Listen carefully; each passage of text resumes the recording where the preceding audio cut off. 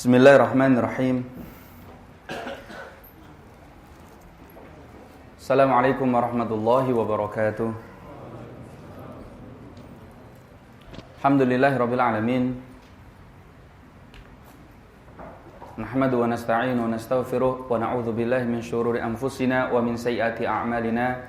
May yahdihillahu fala mudilla lahu wa may yudlil fala hadiyalah. Asyhadu an la ilaha illallah wa asyhadu anna Muhammadan abduhu wa rasuluh. Rabbi israh li sadri wa yassir li amri wahlul 'uqdatam min lisani yafqahu qawli. Jamaah salat maghrib yang dimuliakan Allah Subhanahu wa taala, insyaallah ini pertemuan kita yang perdana. Kita membahas insyaallah yaitu ilmu faraid atau ilmu waris. Jamaah semua dimuliakan Allah Subhanahu wa taala, tentu ketika kita mempelajari ilmu waris, kita mempelajari dua ilmu sekaligus. Yang pertama adalah fiqih, kemudian yang kedua kita belajar matematika. Jadi di antara dua ini, dan alhamdulillahnya tentunya jamaah dimulakan Allah Subhanahu wa taala, salah satu hal yang kita dapati ketika belajar fiqih, biasanya orang Indonesia memang jatuh pemahamannya, atau maaf, ketika belajar ilmu waris pemahamannya jatuh atau kalah dengan orang Arab ketika membahas tentang masalah apa? Fiqihnya, tentang khilaf-khilafnya, tentang permasalahannya. Tapi ketika membicarakan bagaimana cara menghitungnya, orang Indonesia lebih mahir daripada orang-orang Arab. Artinya di sini setidaknya kita memiliki satu kelebihan, yaitu ketika kita belajar ilmu waris, kita akan sedikit lebih mudah untuk mempelajarinya dikarenakan kita sudah memiliki bekal apa? Matematika. Karena ini satu ilmu yang menggabungkan dua hal sekaligus, ya, ilmu fiqih dan juga ilmu matematika. Zaman belakang Allah Subhanahu wa taala, ilmu waris tentunya adalah ilmu yang mempelajari tentang bagian harta warisan yang ditinggalkan oleh si mayit. Yaitu suatu ilmu yang mempelajari pembagian harta yang ditinggalkan oleh si mayit. Jamaah belakang Allah Subhanahu wa taala,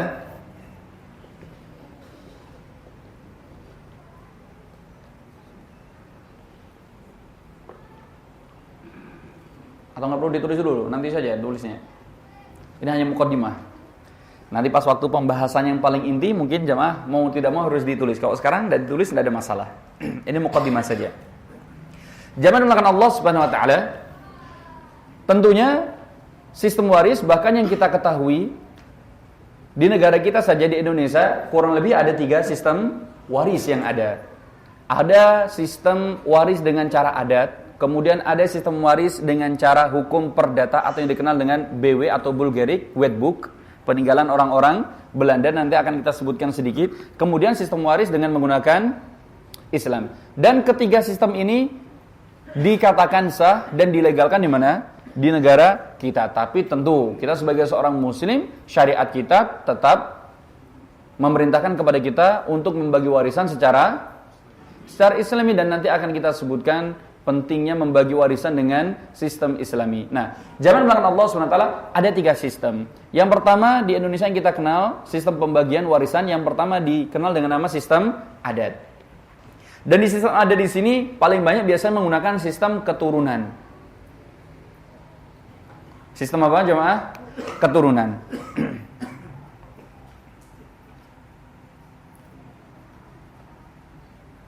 Seperti contoh sistem keturunan, ada yang menggunakan bentuk sistem patrilineal, yaitu berdasarkan garis keturunan bapak. Artinya yang mendapatkan warisan hanya yang laki-laki saja. Ini kira-kira kalau di Indonesia daerah mana saja yang mendapatkan warisan hanya laki-laki, perempuan tidak dapat warisan sama sekali? Hah? Ada yang tahu? Di Aceh? Medan, Aceh. Terus? Suku Asmat di mana? Papua. Nah, kemudian sistem yang kedua yang menggunakan sistem keturunan yaitu matrilineal, yaitu berdasarkan garis keturunan ibu. Yang mendapatkan jatah warisan hanya yang perempuan saja. Kalau di Indonesia mana saja? Yang jelas. Padang. Selain Padang kira-kira mana lagi jamaah? Saya taunya Padang saja. Selain Padang? Daerah Bengkulu. Yang mendapatkan warisan hanya perempuannya saja. Sementara laki-laki tidak mendapatkan jatah warisan. Kemudian yang ketiga, dengan sistem pada keturunan yaitu sistem bilateral, yaitu merujuk kepada baik garis keturunan bapak atau keturunan ibu. Mau laki-laki, mau perempuan, kedua-duanya tetap mendapatkan apa? Warisan. Nah, ini yang paling banyak digunakan yaitu dengan sistem keturunan. Kemudian ada juga yang kedua, dengan sistem individual.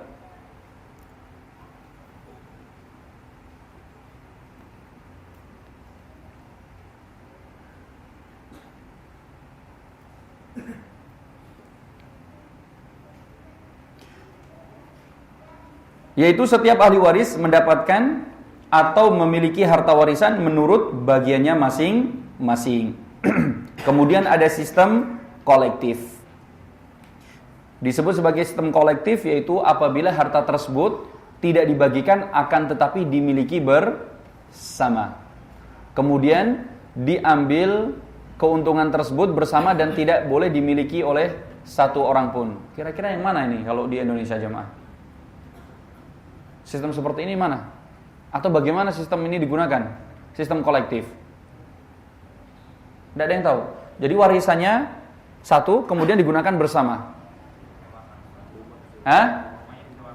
Nah, biasanya kalau ada barang pusaka penting, seperti contoh atau punya kontrakan, biasanya tidak dibagikan masing-masing, tapi digunakan untuk secara keseluruhan, kemudian dimanfaatkan bersama. Kemudian yang selanjutnya ada sistem mayorat. Sistem mayorat di sini jamaah dimulakan Allah SWT. Sistem mayorat yaitu apabila harta warisan tersebut hanya diberikan kepada salah satu keturunan saja dan biasanya diberikan kepada yang paling tertua, entah itu laki-laki, entah perempuan. Langsung diberikan kepada orang tersebut. Nah, ini sistem adat.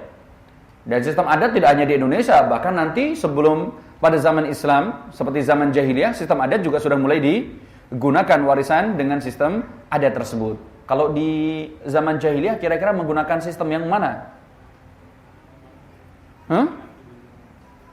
Yang mana? Nah, merujuk pada garis keturunan laki-laki. Bahwa yang mendapatkan warisan hanya laki-laki saja. Bahkan tidak dibatasi hanya laki-laki. Harus laki-laki yang bisa menunggang kuda, laki-laki yang bisa memegang pedang. Artinya, laki-laki yang bisa berperang. Kalau laki-laki tapi masih anak-anak, maka tidak mendapatkan warisan. Belum berhak mendapatkan warisan. Kemudian di Indonesia, jamaah dimulakan Allah SWT, dikenal sistem waris yang kedua dengan nama BW. Disebut, kalau jamaah di bagian hukum, biasa nanti juga akan belajar salah satunya, yaitu Bulgaric Wetbook ya. Salah satu sistem warisan yang diwariskan siapa? Belanda. Yang mana warisan tersebut merujuk kepada garis keturunan secara garis besar pada 4 hal. Yang pertama, golongan pertama, orang yang mendapatkan warisan yang lebih diutamakan, ini golongan pertama. Meskipun nanti ada golongan kedua yang mendapatkan warisan hanya golongan pertama. Golongan kedua tidak mendapatkan warisan. Golongan pertama yaitu suami, istri, beserta anak dan juga keturunan. Mereka yang lebih berhak untuk mendapatkan warisan. Kemudian golongan yang kedua, bapak, ibu, beserta juga dengan saudara dan saudarinya. Kemudian golongan yang ketiga, yaitu kakek hingga sampai ke atas. Golongan keempat berarti selain dari mereka yang seluruhnya menyamping, ya, maka dikategorikan sebagai golongan keempat. Dan tidak mungkin mendapatkan ketika masih ada golongan yang pertama. Nah, kemudian ada sistem warisan dengan Islam dan tentunya jamaah dimulakan Allah SWT yang akan kita pelajari yaitu sistem warisan dengan menggunakan Islam. Jamaah dimulakan Allah SWT, sebelum kita memasuki sistem warisan dengan menggunakan Islam, maka ada beberapa hal yang akan kita sampaikan, yaitu fadilah pentingnya kita belajar ilmu waris. pentingnya bagi seorang muslim untuk belajar ilmu waris. Yang pertama, jangan melupakan Allah Subhanahu wa taala bahwa ilmu waris adalah ilmu yang langsung ditetapkan oleh Allah Subhanahu wa taala. Bukan buatan manusia. Bahkan Allah Subhanahu wa taala sendiri yang menetapkan ilmu tersebut. Sebagaimana Allah Subhanahu wa taala menyebutkan di surat An-Nisa yang sudah dituliskan ya. Di akhir ayat tersebut Allah SWT menyebutkan aba'ukum wa abna'ukum la tadruna ayyuhum aqrabu lakum naf'a fariidatan minallah innallaha kana haliman hakima. Bapak-bapak kalian, anak-anak kalian, kalian tidak mengetahui siapa orang yang lebih banyak atau lebih dekat memberikan manfaat kepada kalian. Itu adalah fariidah, yaitu suatu ketentuan dari Allah Subhanahu wa taala. Sesungguhnya Allah Subhanahu wa taala Maha lembut, kemudian Maha bijaksana. Nah, zaman belakang Allah Subhanahu wa taala di akhir ayat Allah Subhanahu wa taala disebutkan dengan kata ketika menyebutkan bahwa yang namanya hukum warisan adalah hukum yang langsung ditetapkan oleh Allah Subhanahu wa taala dan diakhiri dengan kata hakim. Allah Subhanahu wa taala Maha bijaksana. Artinya tidak akan kita mendapati celah sedikit pun dan juga kekurangan dari sistem warisan secara Islami. Dibandingkan dengan sistem warisan, mau itu dengan sistem BW yang kita sebutkan atau dengan sistem adat hanya berdasarkan kepada garis keturunan, baik itu laki-laki atau perempuan atau laki-laki perempuan dibagi rata, disamakan. Nah, zaman belakang Allah SWT ternyata Islam, karena Allah SWT sendiri yang sudah menetapkan, dan Allah SWT disifati dengan sifat hakim, maha bijaksana, maka ketika Allah menetapkan, jelas kita pasti dan bisa memastikan bahwa apa yang ditetapkan oleh Allah SWT tersebut itu sangat bijaksana dan sesuai dengan apa? Dengan apa? Dengan hambanya. Nah, oleh karena itu ulama kemudian membantah perkataan orang-orang ketika mereka mengatakan seperti orang liberal atau sekuler ketika mengatakan hukum Islam itu hukum yang tidak adil. Salah satu contohnya dalam warisan. Yang menjadikan mereka menolak untuk membagi warisan dengan menggunakan apa? Sistem Islami. Dikarenakan mereka memandang tidak adil. Dan sekali lagi, yang namanya adil itu tidak harus sama rata. Tapi yang namanya adil itu sesuai dengan haknya. Jadi sesuai dengan porsi haknya, bukan harus sama rata. Sementara orang liberal, orang sekuler mewajibkan yang namanya warisan, mau laki-laki perempuan harus sama rata, tidak boleh ada perbedaan. Sementara dalam Islam sebagaimana Allah SWT menyebutkan, yusikumullahu fi auladikum lidzakari mithlu hadzil unthayain. Sementara dalam Islam Allah SWT membedakan jatah seorang laki-laki itu 2 kali lipat daripada jatah seorang perempuan. Dan di sini ternyata zaman belakang Allah SWT adil. Jatah seorang laki-laki 2 kali lipat daripada perempuan, ini dikategorikan adil. Yang namanya adil bukan harus sama rata, tidak. Sama-sama contoh jamaah. Ini nggak adil ini, kita kerja mati-matian. Masa bos gajinya 100 juta, kita gajinya cuman 10 juta. Nggak adil. Kita harus adil. Gaji harus sama rata. Kira-kira bagaimana? Kalau kita bawahan ya enak aja jamaah. Kalau kita jadi bos, menurut jamaah bagaimana? Tentu kita katakan yang namanya adil itu tidak harus sama rata untuk mendapatkan hak tersebut, tidak. Tapi sesuai dengan porsi haknya. Ini yang disebut sebagai adil. Nah, kemudian ulama membantah anggapan dan juga tudingan orang-orang sekuler dan juga liberal.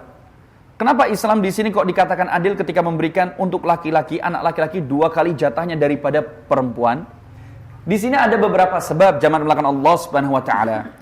Yang pertama, dikarenakan laki-laki memiliki beban dan juga tanggungan yang lebih banyak daripada seorang perempuan. Seperti contoh ketika dia hendak untuk menikah, maka diperlukan persiapan finansial. Sudah jemaah? Kemudian yang kedua, karena laki-laki itu akan menjadi wali bagi seorang perempuan. Contoh tadi, jika bapaknya meninggal, kemudian laki-laki mendapatkan 2 kali jatah dari perempuan, perempuan uangnya disimpan, sementara laki-laki uangnya harus selalu dikeluarkan. Karena perempuan masih menjadi tanggungan siapa? Bukan suaminya kalau di sini, masih menjadi tanggungan saudaranya. Tadi ada seorang laki-laki meninggal, bapak punya anak, laki-laki perempuan. Laki-laki jatahnya 2 kali lipat daripada perempuan. Ini adil. Kenapa? Karena nantinya si anak laki-laki juga akan menjadi wali dan juga menanggung seluruh kebutuhan saudarinya selama saudari tersebut belum memiliki suami. Dan jika sudah memiliki suami pun, jika suaminya meninggal, maka hak tersebut kembali lagi kepada siapa kewajibannya? Kepada saudara laki-laki. Saudara laki-laki lagi yang harus mengurus siapa? Saudarinya ketika ditinggal mati oleh suaminya. Maka wajar jika seandainya seorang laki-laki mendapatkan jatah 2 kali lebih banyak daripada perempuan. Kemudian laki-laki juga memiliki kewajiban untuk menghidupi keluarga. Berbeda dengan perempuan yang tidak memiliki kewajiban tersebut. Seorang laki-laki ketika sudah memiliki keluarga, maka siapa yang wajib mencari nafkah? Laki-laki. Sementara perempuan tidak wajib mencari nafkah. Jadi kalau dia dapat warisan separuh, hartanya masih disimpan terus-menerus. Berbeda dengan laki-laki, dapat 2 kali lipat, seketika itu juga mau tidak mau harus langsung dikeluarkan untuk kebutuhan keluarganya. Berbeda dengan perempuan. Kalau perempuan terserah, mau disimpan, mau dibelanjakan, itu miliknya. Tapi tidak ada kewajiban untuk membelanjakan harta tersebut sebagai bentuk penghidupan kepada keluarga. Nah, ini alasan kenapa Islam melebihkan jatah laki-laki daripada perempuan. Nah, ini sebagai contoh zaman belakang Allah SWT. Bahwa ketika Allah menetapkan hukum warisan tersebut, dan ini merupakan salah satu hukum yang betul-betul sangat adil, betul-betul sangat bijaksana. Sesuai dengan apa?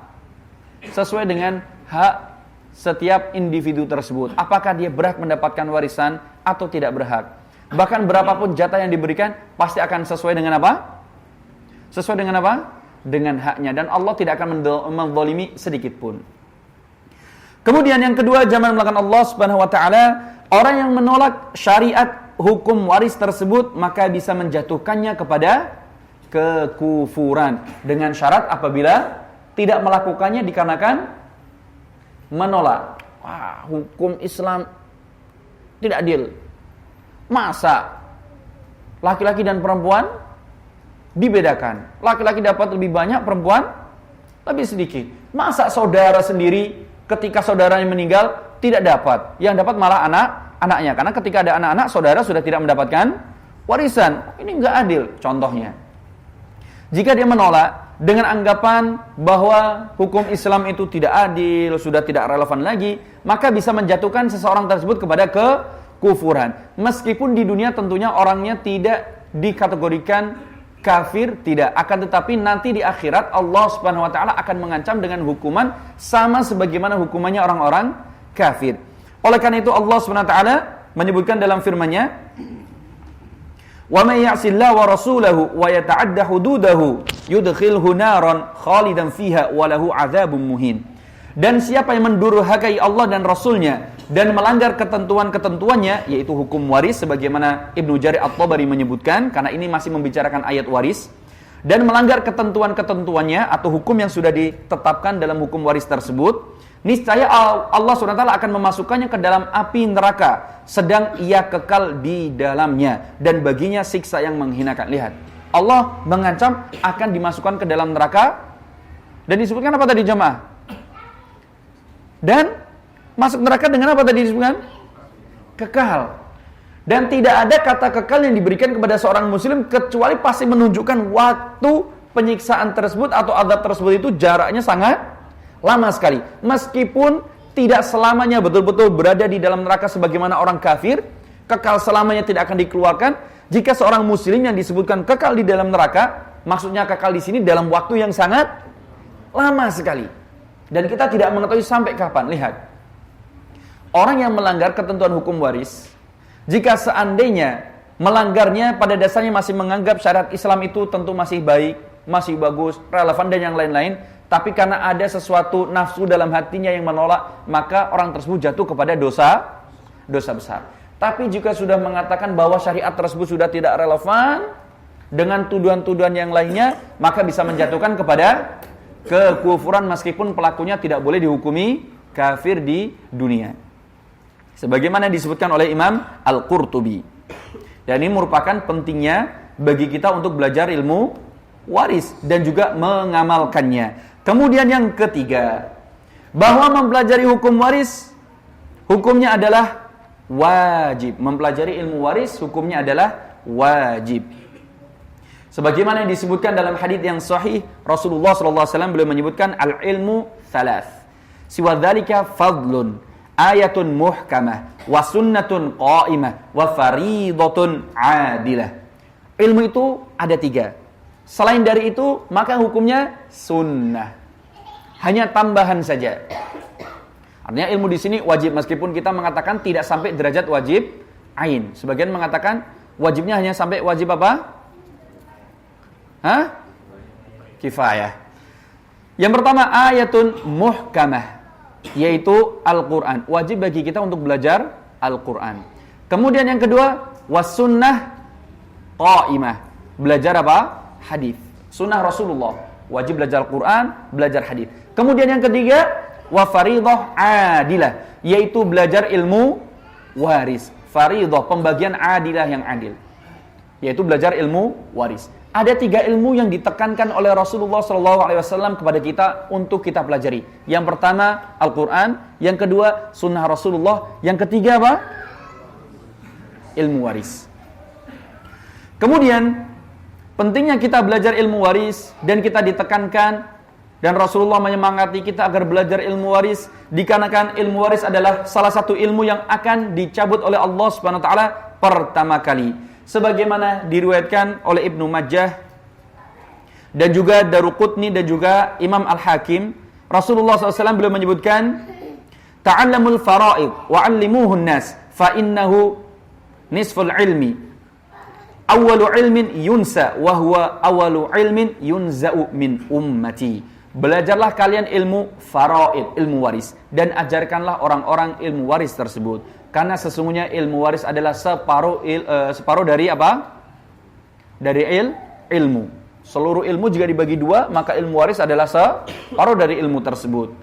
Dan ilmu waris adalah ilmu yang pertama kali akan dilupakan oleh orang-orang, dan ilmu waris adalah ilmu yang pertama kali akan dicabut dari umat ini. Nah, zaman melakukan Allah SWT, lihat Rasulullah memerintahkan kepada kita, ta'allamu al-fara'id wa'allimuhun nas. Belajarlah ilmu waris dan juga ajarkanlah orang-orang. Nah, zaman belakangan Allah Subhanahu wa taala, Rasulullah sallallahu alaihi wasallam di sini memberikan salah satu wejangan dan juga petunjuk kepada kita agar supaya kita belajar yang namanya ilmu waris dan juga mengajarkannya. Bahkan sebagaimana disebutkan dalam hadis Rasulullah sallallahu alaihi wasallam,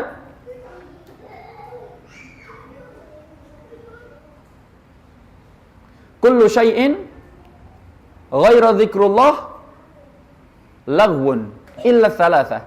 Segala sesuatu selain zikir kepada Allah SWT maka dikategorikan sebagai laghwun.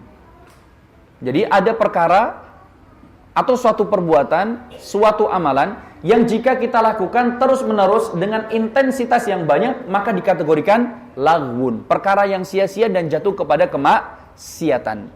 Kecuali 3 hal. Dan salah satunya yang disebutkan adalah berbicara atau berbincang-bincang, berdialog dalam masalah ilmu waris. Seberapapun banyaknya dan berapapun waktu durasi yang dibutuhkan untuk membicarakannya, maka ulama mengatakan ini tidak dikategorikan sebagai laghwun. Sementara apapun itu zaman makan Allah SWT selain zikir kepada Allah, jika dilakukan intensitasnya itu banyak, maka dikategorikan sebagai hal yang sia-sia. Orang senang main bola, sehari main bola 3 kali. Pagi main bola, biasa anak-anak lah 2 kali lah, ya. Biasanya kapan? Siang pulang sekolah main bola. Kemudian malam main bola. Kalau sekarang kayaknya bukan main bola, main apa? Enggak futsal kayaknya anak-anak, nge-game.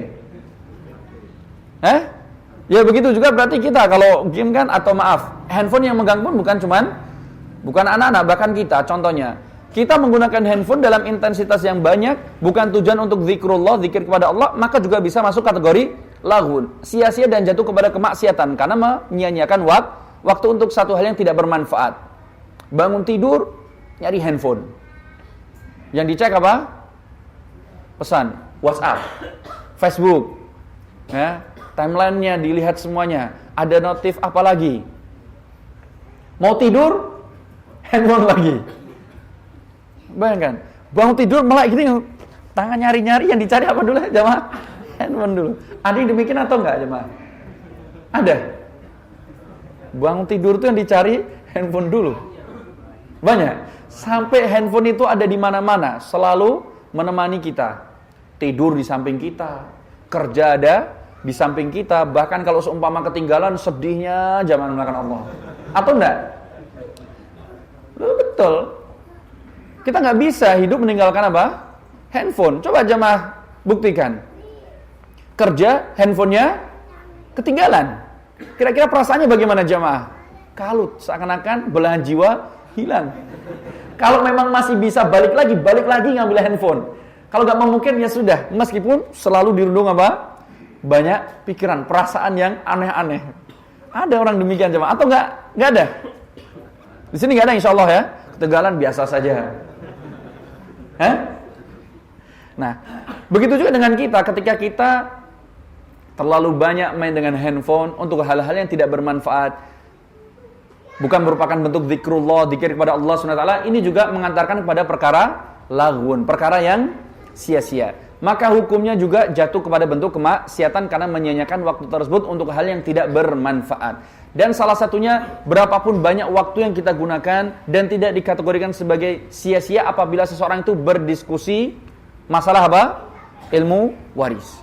Karena ilmu waris jamaah nanti ketika kita sudah mendapati permasalahan yang pelik, satu masalah saja jamaah bisa duduk hingga sampai 2 jam untuk menyelesaikannya. Satu masalah jamaah butuh menghitungnya waktu 2 jam untuk menyelesaikan hitungannya. Dan ini tidak dikategorikan sebagai laghun, hal yang sia-sia. Kemudian ilmu waris merupakan separuh dari ilmu agama. Kenapa disebut sebagai separuh dari ilmu agama? Sebagaimana ulama menyebutkan, karena ilmu secara keseluruhan dibagi menjadi 2. Yang pertama ilmu yang membahas orang-orang hidup. Kemudian yang kedua ilmu yang membahas orang-orang mati. Dan ilmu waris adalah ilmu yang membahas hak-haknya, salah satunya adalah milik siapa? Orang-orang mati. Oleh karena itu disebut ilmu waris itu separuh dari agama. Karena agama secara keseluruhan membagi pembahasan tersebut ya untuk orang-orang hidup, kemudian separuhnya lagi untuk orang-orang mati. Kemudian Rasulullah menyebutkan awalu ilmin yunsa, dan ilmu waris adalah ilmu yang pertama kali akan dilupakan oleh orang-orang dan ilmu yang pertama kali akan dicabut oleh Allah Subhanahu wa taala. Dan ini bisa kita dapati jamal melakukan Allah Subhanahu wa taala. Berapa banyak kaum muslimin yang bisa menghitung ilmu waris? Banyak enggak? Selanjutnya, berapa banyak para ustadz, orang alim yang mengetahui ilmu waris? Mungkin bahasa Arab, rata-rata semuanya bisa. Tapi ketika kita tanya tentang pembahasan apa? Ilmu waris. Apakah semuanya bisa jamaah? Belum tentu semuanya apa? Bisa. Bahkan para sahabat sendiri pun tidak semuanya mampu untuk mempelajari ilmu waris dan juga mengajarkannya. Hanya ada beberapa sahabat saja. Jangan melakukan Allah SWT. Kemudian fadilah dan juga pentingnya belajar ilmu waris yang keberapa? Kelima ya. Bahwa perintah belajar ilmu waris setara dengan belajar Al-Quran.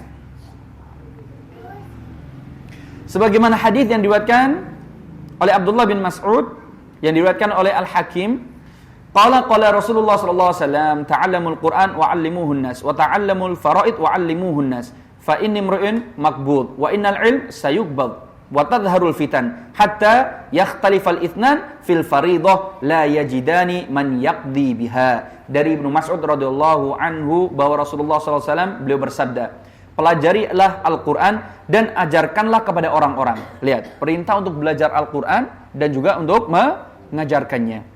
Kemudian Rasulullah melanjutkan, dan pelajarilah ilmu faraid dan ajarkanlah kepada orang-orang. Lihat, tadi yang pertama diperintahkan untuk belajar apa?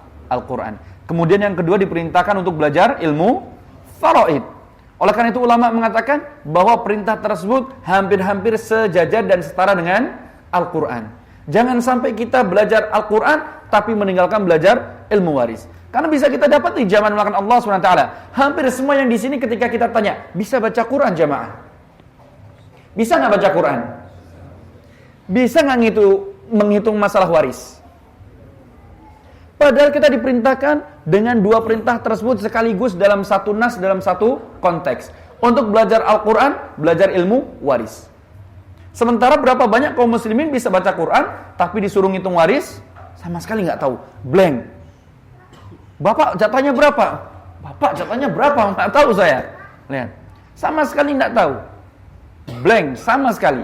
Sementara Quran bisa jadi bisa. Nah, begitu juga zaman belakang Allah SWT. Berapa banyak metode Al-Quran yang kita dapati sekarang ini di tangan jamaah? Ada metode apa saja belajar Quran? Hah? Ada metode yang jamaah belajar apa metode Quran selama ini? Ada Syafi'iyah, kemudian apa lagi?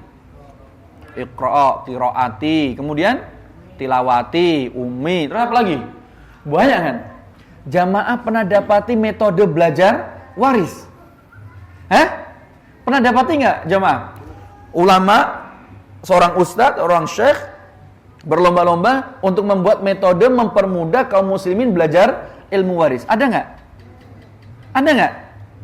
Menandakan kira-kira masih diperhatikan nggak ilmu tersebut? Berarti menandakan ilmu tersebut kurang diperhatikan. Padahal Rasulullah SAW menyandingkan ilmu waris tersebut untuk dipelajari bersamaan dengan Al-Quran. Kemudian Rasulullah melanjutkan, karena aku hanya manusia yang akan meninggal dan ilmu waris akan dicabut, lalu fitnah menyebar sampai-sampai ada dua orang yang berseteru dalam masalah warisan, namun tidak ada satu orang pun yang bisa untuk menjawabnya atau menemukan jawaban tentang permasalahan tersebut. Kira-kira banyak nggak jamaah seperti ini? Ya sudahlah, bagi aja rata aja lah daripada pusing. Nah, ya kalau yang satu ikhlas, kalau yang satu nggak ikhlas, terjadi yang namanya fitnah. Dan yang dimaksudkan fitnah di sini sebagaimana Ibnu Abbas belum menyebutkan, fitnah di sini yaitu apa? Terputusnya tali silaturahim dan tertumpahnya darah seorang muslim. Ya, meskipun bisa jadi tidak tertumpah darah, tapi mengantarkan kepada apa jamaah? Terputusnya tali silaturahim. Apa ini katanya saudara ngambil lebih banyak contoh. Kenapa? Karena nggak tahu. Wah, katanya saudara, masa saya kan anaknya banyak, masa dibagi rata? Nggak adil dong. Karena ketidaktahuannya, pokoknya bagi rata, pokoknya kamu dapat segini, saya segini. Nah, karena yang membagi bukan sesuai dengan ketentuan Allah Subhanahu wa taala. Atau bahkan bisa mengantarkan kepada apa jemaah? Pertumpahan darah. Berapa banyak kita dapati keluarga satu dengan yang lainnya menumpahkan darah, saling pukul memukul, gugat menggugat, masuk ke dalam pengadilan, bahkan sampai saling bunuh-membunuh dikarenakan masalah apa? Ya, masalah warisan. Dan ini merupakan salah satu catatan yang begitu sangat penting sekali yang harus diperhatikan oleh kaum muslimin. Oleh karena itu Rasulullah SAW memerintahkan kepada kita untuk mempelajari ilmu waris tersebut, agar supaya jangan sampai terjadi fitnah, terputusnya tali silaturahim, atau bahkan mengantarkan kepada apa? Pertumpahan darah. Kemudian yang terakhir jamaah dimulakan Allah Subhanahu wa taala, beberapa perkataan para salaf tentang pentingnya ilmu waris tersebut. Kita sebutkan yang pertama perkataan Ibnu Abbas yang sudah sempat kita singgung. Ibnu Abbas ketika menyebutkan pentingnya ilmu waris belum membacakan firman Allah Subhanahu wa taala illa taf'aluhu takum fitnatun fil ardi wa fasadun kabir. Jika kalian tidak melakukannya, yaitu tidak membagi warisan dengan sesuai apa yang telah ditetapkan oleh Allah Subhanahu wa taala dan Rasulnya, maka akan terjadi fitnah di bumi dan juga kerusakan yang besar. Sebagaimana tadi Ibnu Abbas sebutkan, dan ini bahayanya jika seandainya seseorang tidak membagi warisan dengan sistem apa? Islami. Tidak sesuai dengan apa yang diperintahkan Allah Subhanahu wa taala dan Rasulnya, maka orang tersebut harus mempersiapkan dirinya untuk menghadapi fitnah yang besar dan juga kerusakan yang besar. Kemudian Umar bin Khattab beliau menyebutkan yang memberikan semangat agar kita senang belajar ilmu waris. Beliau menyebutkan ta'allamul faraid wal lahan was sunnah kama ta'allamunal Qur'an. Belajarlah kalian ilmu waris dan belajarlah bahasa Arab dan belajarlah sunnah sebagaimana kalian belajar Al-Qur'an. Lihat. Beberapa hal yang jangan sampai kita tinggalkan. Belajar Qur'an, ketika belajar Quran kita tinggalkan belajar sunnah, karena sunnah merupakan penjelas dari Al-Quran. Ketika kita belajar Quran dan sunnah, jangan kita tinggalkan belajar bahasa Arab, karena seseorang tidak mungkin memahami Al-Quran dan juga sunnah kecuali harus memahami bahasa Arab. Begitu juga jangan sampai kita meninggalkan pelajaran apa? Ilmu waris.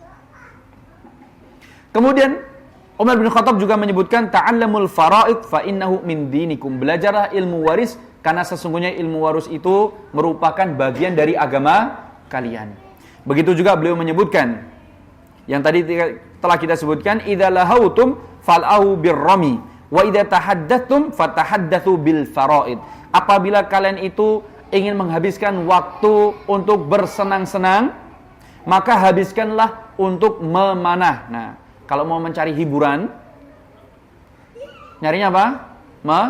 Mana? Salah satu yang disebutkan oleh Umar bin Khattab. Dan juga ada yang lain seperti berkuda. Nanti ada ulama yang menyebutkan lain seperti contoh apa? Berenang. Meskipun waktu yang kita gunakan, karena jamaah jika seseorang berkuda itu bisa menghabiskan waktu hingga sampai 1 harian dengan kudanya. Ya. Begitu juga ketika seseorang memanah, bisa jadi memanah itu butuh waktu lama atau sebentar kalau orang manah? Lama. Meskipun lama, ulama mengatakan pada dasarnya tidak masuk kategori lahwun atau satu hal yang sia-sia. Wa idza tahaddatsum fatahaddatsu bil faraid. Kalau kalian itu mau ngobrol, mau ngomong ngalor ngidul, lebih baik mengobrol masalah apa? Faraid, ilmu waris. Coba kamu sebutkan kira-kira kalau ada orang begini warisannya berapa? Contoh. Masya Allah kalau bisa seperti ini. Ketemu yang dibahas ilmu waris contohnya. Nah, kemudian yang selanjutnya jangan melakukan Allah. Terakhir, Abu Musa al-Ash'ari beliau menyebutkan al-qari alladhi la yujidul faraid kal jasad bila ra's. Orang yang menghafalkan Quran atau mampu membaca Al-Quran atau orang alim yang tidak memahami ilmu faraid, tidak tahu ilmu waris, maka dia sebagaimana orang atau sebagaimana jasad tapi tidak ada kepalanya. Lihat, bayangkan jemaah, Abu Musa al-Ash'ari belum memberikan perumpamaan yang begitu sangat menyentil sekali dan sangat menohok sekali. Kalau ada seorang itu alim tapi nggak tahu ilmu faraid, maka disifati seperti apa? Orang punya badan tapi nggak ada kepalanya. Kira-kira bagaimana jemaah? Orang punya badan nggak ada kepalanya. Orang punya badan nggak ada tangannya masih bisa hidup. Orang punya badan nggak ada kakinya masih bisa hidup. Ini kalau nggak ada kepalanya, ini menunjukkan bahwa Abu Musa al-Ash'ari beliau ingin menunjukkan bahwa ilmu faraid ini ilmu yang sangat penting. Oleh karena itu, jangan sampai zaman melakukan Allah Subhanahu wa taala kita sebagai seorang muslim yang mana kita ada orang begitu sangat senang gemar untuk belajar Al-Qur'an, kita semangat untuk menjalankan sunnah Rasulullah, akan tetapi ternyata kita jauh sekali dari ilmu waris. Karena salah satu ilmu yang sangat ditekankan agar supaya kita mempelajari ilmu waris tersebut. Nah, sampai di sini jamaah melakukan Allah Subhanahu wa taala, ada yang ditanyakan? Fadhil, silakan. Iya. Waalaikumsalam warahmatullahi wabarakatuh.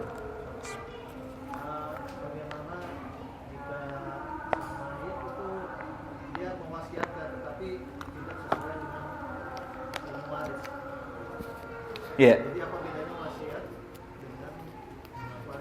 Iya.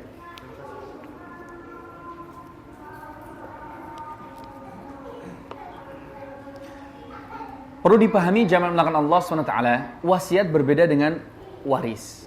Sementara di Indonesia nggak ada bedanya. Orang dapat wasiat dianggapnya dapat waris. Karena Rasulullah menyebutkan la wasiyata lil waris. Tidak ada yang namanya wasiat untuk ahli waris. Orang kalau sudah dapat warisan nggak boleh dikasih wasiat lagi. Enak. Oh, anakku yang pertama saya kasih wasiat, mobil yang BMW untuk anak A, terus ini. Tidak boleh jemaah. Boleh kita memberikan kepada anak kita dengan hibah atau dengan hadiah kita berikan selagi kita masih hidup. Karena yang namanya wasiat tidak boleh diberikan kecuali si pemberi wasiat sudah meninggal. Jadi yang namanya wasiat zaman belakang Allah SWT tidak boleh diberikan kepada ahli waris. Kalau seseorang sudah mendapatkan warisan, maka tidak diperkenankan untuk mendapatkan wasiat. Kecuali jika dia tidak mendapatkan warisan, maka boleh mendapatkan wasiat. Seperti contoh bibi, orang tidak mungkin mendapatkan warisan contohnya, maka boleh mendapatkan wasiat. Tapi jika anak, maka tidak boleh. Caranya bagaimana kalau mau memberikan sesuatu ke anak? Berikan ketika kita masih hidup dengan cara hibah atau dengan cara hadiah. Tapi perlu diperhatikan, juga harus adil kepada saudaranya yang lainnya. Saudara lain juga harus diberikan, agar supaya tidak ada kecemburuan. Dan juga tidak ada rasa hasad dan juga iri. Bisa dipahami jamaah ya? Jadi yang namanya wasiat tidak boleh diberikan kepada ahli waris. Boleh diberikan kepada selain ahli waris. Fadhal. Iya. Sebagaimana hadits Rasulullah SAW, kisah dari siapa? Sa'ad bin Abi Waqqas, yang mana ketika beliau hijrah, kemudian beliau terkena huma Madinah, karena Madinah itu berbeda dengan kota Mekah. Kota Mekah panas gersang, tapi setidaknya orang bisa keringetan. Sementara di Madinah, ketika musim dingin, dingin sekali, sangat dingin sekali. Bahkan kita bisa jadi kalau orang Indonesia rata-rata hampir nggak kuat, harus pakai jaket yang tebal, dan dinginnya pun dinginnya kering. Oleh karena itu dikenal di sana namanya huma Madinah, yaitu demam Madinah. Bukan demam panggung jamaah. Demam Madinah. Biasanya orang Mekah selalu terkena huma Madinah karena memang cuacanya berbeda. Iklimnya berbeda. Yang satu panas, karena di Mekah itu cuma ada 2 musim, panas banget. Sementara di Madinah ada panas, ada dingin. Nanti sekali panas, setelah itu langsung dinginnya apa? Ekstrim. Nah, orang yang nggak kuat biasanya badannya drop. Nah, kemudian salah satu sahabat Sa'ad bin Abi Waqqas ya, kemudian beliau, Amr bin As ya, Amr bin As.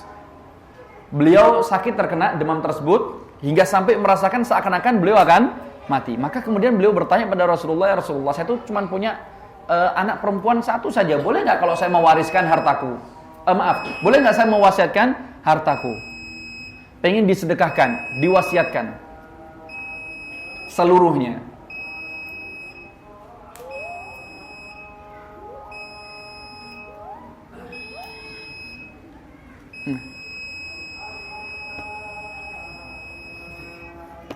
Kemudian zaman belakang Allah SWT, Rasulullah SAW melarangnya.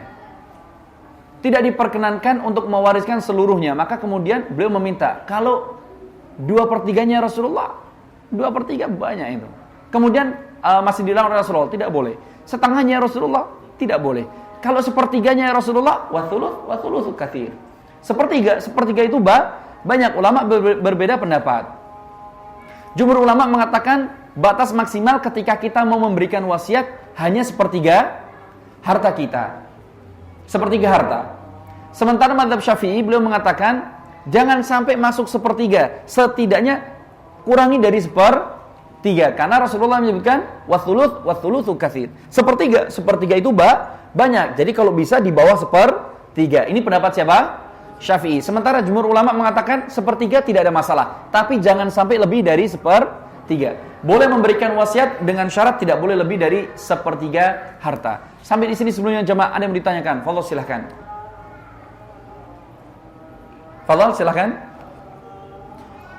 Ini mukadimahnya ya.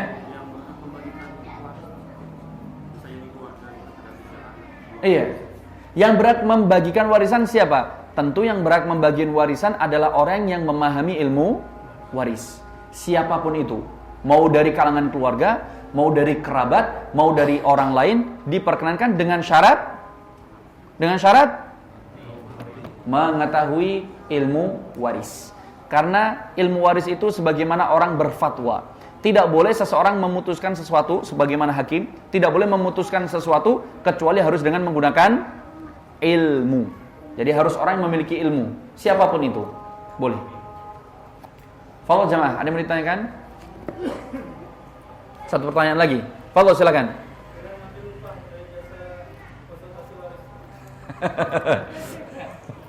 Ya. Jamaah melakukan Allah Subhanahu wa taala, boleh enggak mengambil konsultasi apa tadi? Iya. Mengambil upah dari konsultasi waris. Gimana ini jamaah jawabannya? Boleh enggak kira-kira? Dibatasi berapa persen gitu? Oh, boleh, saya kasih jawabannya dengan syarat saya dapat 2% dari seluruh warisan. Warisannya utang. Pusing kalau warisannya utang dulu kena 2%-nya, ini bayar juga dia kan. Jangan belakang Allah SWT, pada dasarnya kita katakan tidak ada masalah, tapi yang perlu dipahami tidak diperkenankan seseorang mentarif untuk mengambil konsultasi tersebut. Boleh dia mengambil upah tersebut tapi tidak ditentukan apanya? Tarifnya. Karena bisa jadi ketika dia menyediakan salah satu rubrik tersebut, seperti contoh secara online, dia harus bayar apa? Bayar apa namanya? Websitenya. Bayar atau gratis? Website gratis atau bayar biasanya? Contoh bayar. Di awal, setelah itu nggak bayar lagi. Pemeliharaan bayar kan? Nah, contohnya. Nanti uang yang masuk digunakan untuk membayar website tersebut yang menyediakan layanan. Hukumnya bagaimana? Nah, kita katakan boleh karena memang di situ ada maslahat. Nah, tidak ada masalah dengan syarat pada dasarnya tidak diperkenankan bagi kita untuk menentukan tarif tersebut. Ini yang tidak diperkenankan. Nah, jamaah melakukan Allah SWT, insyaallah pada pertemuan yang akan datang kita masih akan membahas muqaddimahnya terlebih dahulu. Di situ masih ada ayat warisnya dan kita nanti akan menyebutkan tafsir dari ayat waris tersebut. Kemudian hukum-hukum seputar warisan. Nah, setelah itu baru kita belajar matematikanya, ya. Kita hanya belajar fikihnya terlebih dahulu. Semoga jamaah semuanya melakukan Allah Subhanahu wa taala diberikan kesabaran dalam menuntut ilmu, diberikan keistiqomahan dalam menuntut ilmu. Ingat jamaah melakukan Allah, yang namanya belajar tidak ada yang namanya instan. Belajar 2 kali pertemuan ikut waris langsung bisa ngitung, tidak ada jamaah. Antum download saja aplikasi waris, ada itu di mana? Di handphone Android. Sudah, itu nggak perlu belajar lagi. Pokoknya tinggal masukin, ketemu sudah. Meskipun antum nggak tahu lah kok bisa, ya sudah nggak usah tanya kok bisa. Yang penting kan simple instan, sudah download. Antum nggak perlu lama-lama, 5 menit selesai. Nah, kita mau belajar, kita akan menentukan kok bisa masalah tersebut jadi demikian dan demikian, kemudian keluar perhitungannya demikian dan demikian. Nah, ini yang butuh yang namanya ilmu, tidak bisa instan. Semoga Allah SWT memberikan keistiqomahan kepada kita semuanya. Kita tutup dengan doa kafaratul majlis. Subhanakallahumma wa bihamdika asyhadu an la ilaha illa anta. Assalamualaikum warahmatullahi wabarakatuh.